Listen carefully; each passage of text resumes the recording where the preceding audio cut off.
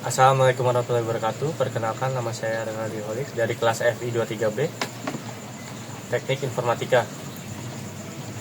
Berbicara soal teknologi, cepatnya perkembangan teknologi pada saat ini membuat perusahaan besar melakukan adaptasi dan inovasi terhadap perkembangan teknologi.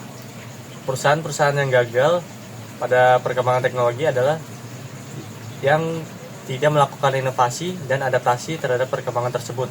Contohnya adalah perusahaan Nokia. Nokia yang kita kenal adalah sebuah perusahaan ponsel terbesar di dunia pada saat itu. Namun telatnya inovasi dan adaptasi terhadap perkembangan teknologi, Nokia mulai mengalami keruntuhan dan kemunduran. Oleh sebab itu, saya akan membahas tentang sejarah dan runtuhnya kejayaan Nokia. Yang pertama itu ada kebangkitan Nokia dari pabrik kertas ke raja ponsel dunia. Pada tahun 1865, Fredrik Idstad mendirikan perusahaan pulp dan kertas Finlandia sebagai fondasi awal. Lanjut 1960-an sampai 1980-an, transisi ke telekomunikasi dengan produksi radio militer dan telepon mobile pionir. Pada tahun 1967, Nokia Corporation terbentuk melalui 3 perusahaan, yaitu perusahaan karet, kabel, elektronik. Mereka bekerja sama untuk membangun Nokia Corporation. Pada tahun 1970-an hingga 1980-an, mulai memasuki industri telekomunikasi. Lanjut, pada tahun 1990-an, Nokia menjadi pemimpin pasar global dengan pangsa pasar 40-50% berkat produk ikonik seperti Nokia 3210 dan 3310. Ponsel legendaris Nokia 3310 terkenal dengan daya tahan luar biasa dan baterai yang bertahan berhari-hari, menjadikannya simbol keandalan di seluruh dunia. Puncak kejayaan dan dominasi pasar. Pencapaian dominasi pada tahun 1990 sampai 2007.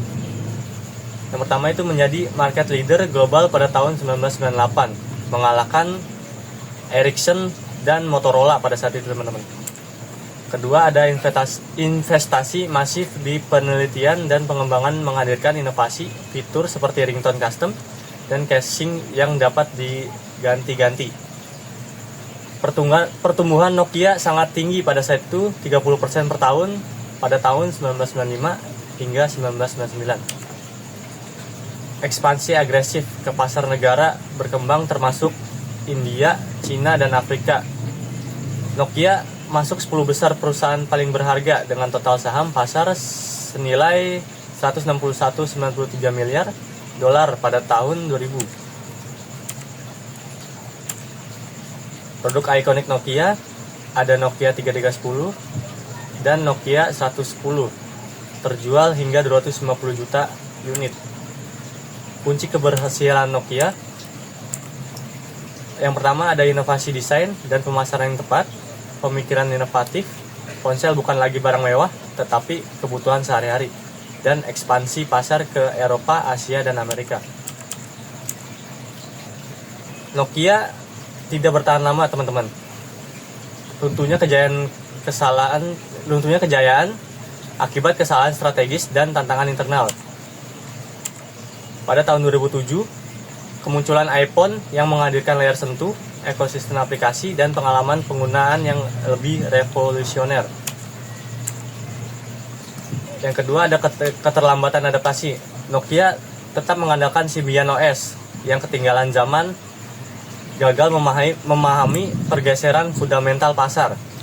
Symbian OS juga sulit untuk dikembangkan, teman-teman, dibanding iOS dan Android pada saat itu.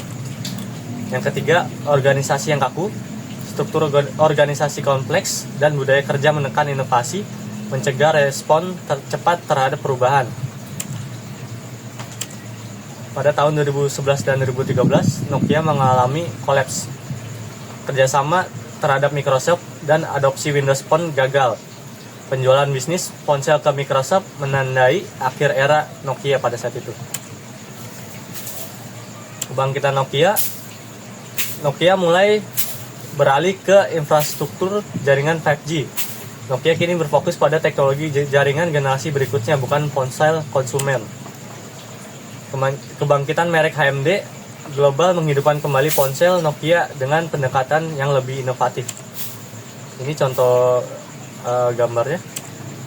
Lalu inspirasi global, kisah Nokia menjadi cermin kritis bagi semua perusahaan untuk terus berinovasi dan beradaptasi.